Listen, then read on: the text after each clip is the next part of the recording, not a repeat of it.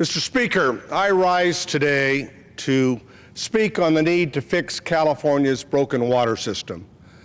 A broken water system that no longer can provide for the needs of the state of California, designed years ago for a population of 20 million in the agriculture that we had in the 60s.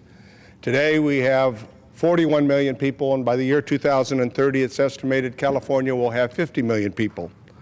The water system we have today cannot sustain a growing state, and as solutions are offered, I believe amending the Endangered Species Act to more effectively protect species while minimizing the harm to California communities should be a part of this conversation. The ESA is an important role in ensuring species protection, but it's clear that there are major challenges with its implementation.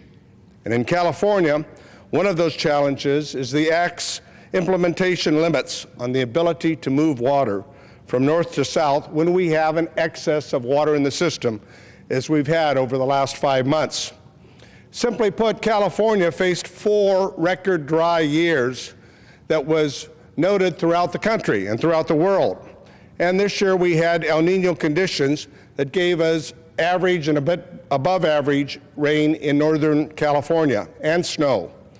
Now, I don't believe anybody thought for 1 year good rainfall would completely dig us out of this devastating circumstances that California farmers, farm workers, and farm communities have faced.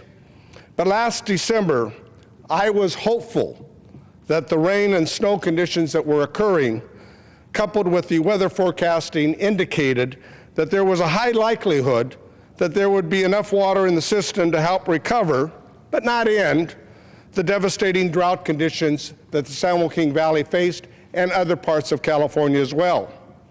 However, as a result of what I believe are flawed biological opinions that govern the operations of the water projects that move water from north to south, we failed to pump over 244,000 acre-feet of water that would have been very helpful today in areas that were most impacted by the drought conditions and still are.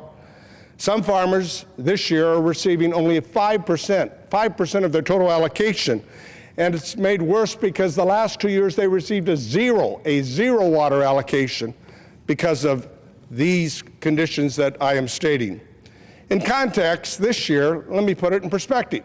7 million acre-feet of water flow through the Sacramento-San Joaquin Bay Delta system out to the ocean, and only 963,000 acre-feet was pumped for human and agricultural use. 7 million acre-feet went through the delta out to the ocean, and we pumped less than 1 million acre-feet for human and agricultural use. This is unconscionable in a state that has been ravaged by drought for the last 4 years, and it also was avoidable.